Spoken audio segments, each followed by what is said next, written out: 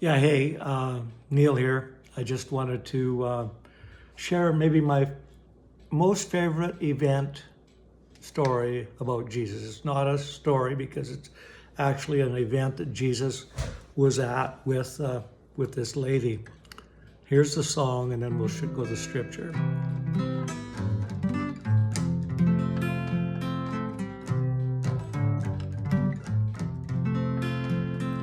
Come just as you are.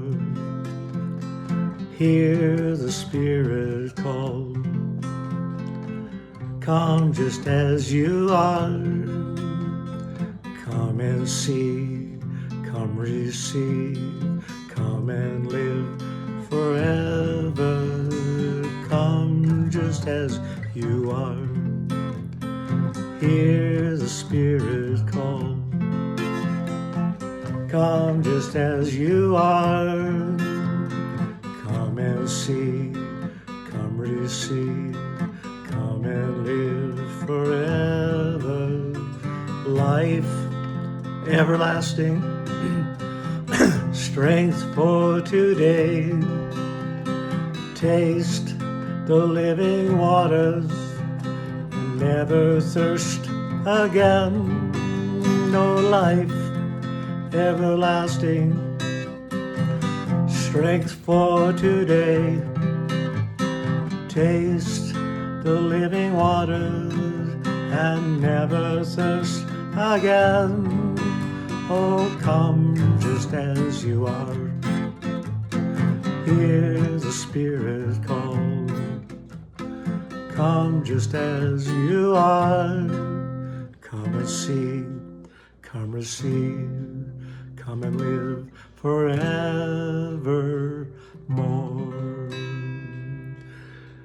This story is found in the 4th chapter of John, and I'll just tell you how it goes. It starts off, it's talking about Jesus was in Jerusalem, in Judea, and he's going to go to Galilee.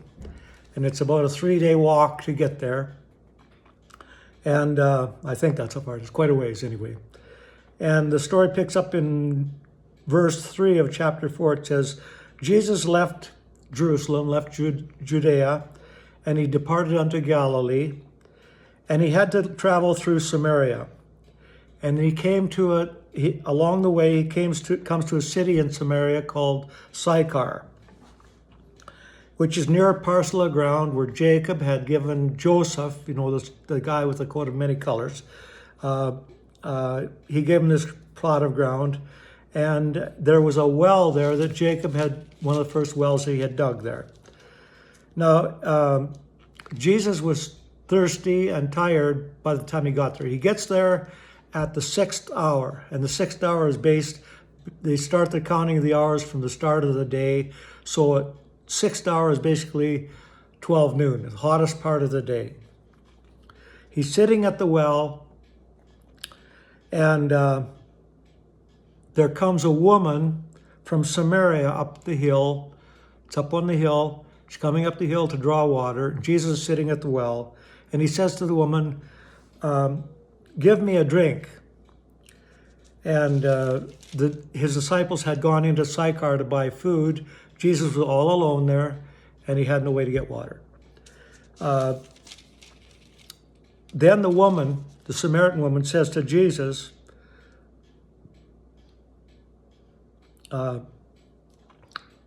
sir, how is it you, being a Jew, will talk to me, a Samaritan woman, and ask for a drink of water? That was unthinkable, especially when he was a rabbi, a leader of the Jewish people, that he would ask her for a drink of water.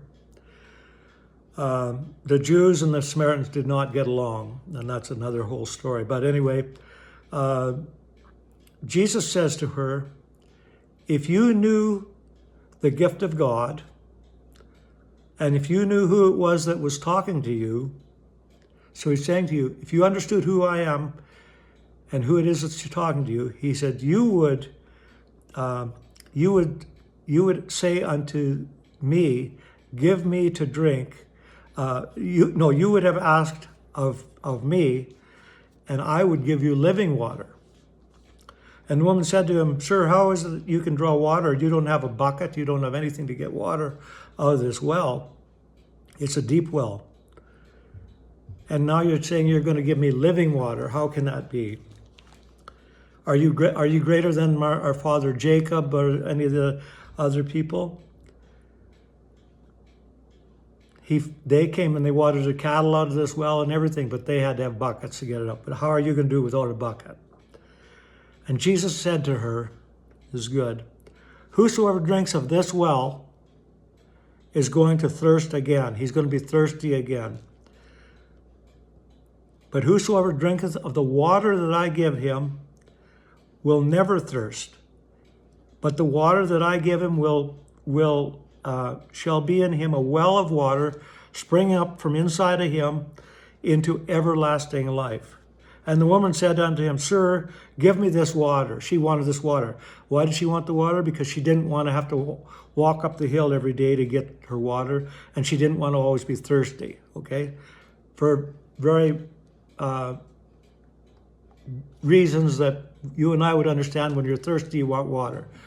And Jesus is talking about something else altogether. Jesus said to her,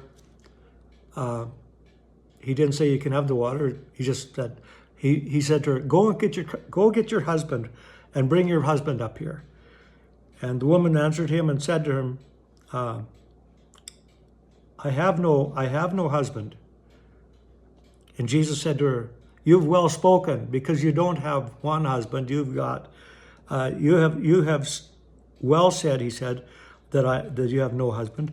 For you have had 5 husbands, and the one whom you are now with is not your husband, for you have truly said who you are. And the woman said to him, Sir, I perceive that you are a prophet. Our fathers worshipped in this mountain and in that mountain, or in Jerusalem. But you say that we have to worship in Jerusalem. And Jesus responded to that, basically telling her, things are changing, lady. He said, Woman, believe me, the hour cometh when you shall neither have to worship in this mountain, nor shall you have to go to Jerusalem to worship. But the hour is coming, and it now is. So something's changing, Jesus said. This hour is coming, and it now is, when the true worshipers shall worship the Father in spirit and in truth, for the Father seeketh such as seeketh those to worship him. God is a spirit, and they that worship him must worship him in spirit and in truth. The woman said unto him, I know that the Messiah is coming, and when he is going to be called the Christ, and when he comes, he will tell us all things. So she's revealing that she knows quite a bit about what's coming down the road. Someday this Messiah is coming. And Jesus makes the most astonishing claim right to her here. This is the first time he said this to anybody except for his disciples. He said, I that speak to you am he. In saying that, he's saying, I am the Christ. I am the one you're talking about. I am the Messiah that's been promised. With that, this woman who came up the hill in the heat of the day to go get her water, she goes away running back into the city, and she leaves her water pots behind. She didn't even get any water. Just ran back down the hill. She ran back into Sychar, and as she's going along, she's yelling at the people along the way. Here's what she's saying. Come and see a man which told me everything that I've ever done. That wouldn't be a very good thing that she was saying to them. This is who I am. They already knew who she was. But she says, he told me everything that I had done. Is this not the Christ? And the people that heard her believed. Then they that went out of the city, and they came unto Jesus. A good part of the people of Sychar came up the hill to see this person that had changed this other woman's life. The woman had gone from a place where she went up the hill in the heat of the day. She went up the hill at the heat of the day simply because she was so despised in the city because of her lifestyle, that she didn't want to be seen by the other women. The other women went up the hill to get their water at dawn, probably in the cool of the day. This woman went up the hill in the heat of the day. The other interesting thing is Jesus knew when she was coming. He went out of his way to meet this woman alone, probably a prostitute, a most despised woman. He went out of his way to meet her there and to make her the one that he broke the news to the world that he was the Messiah. When he broke that news to this woman, her life was changed in a moment, in an instant, because she forgot she went for water. She went down the hill without her water pots, started proclaiming to everybody. Her message was so strong of the changed life that she had that she forgot about getting her water, and she went around becoming the first evangelist to spread the good news about Jesus Christ. Come just as you are. That's what Jesus was saying to her. She came up the hill as a prostitute, as a harlot. Hear the Spirit call. Come just as you are. Come and see. Come receive. Come and live forever. Life everlasting. Strength for today.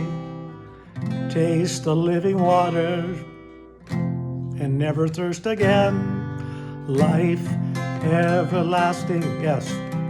Strength for today. Taste the living water and never thirst again. Come just as you are. It's quite a message. It's a message to all of us the same. We can't get good enough to come to God, but God has made a way for us to come to him, and he will change us and make us to be what he wants us to be. Thank you for listening. Talk to you later.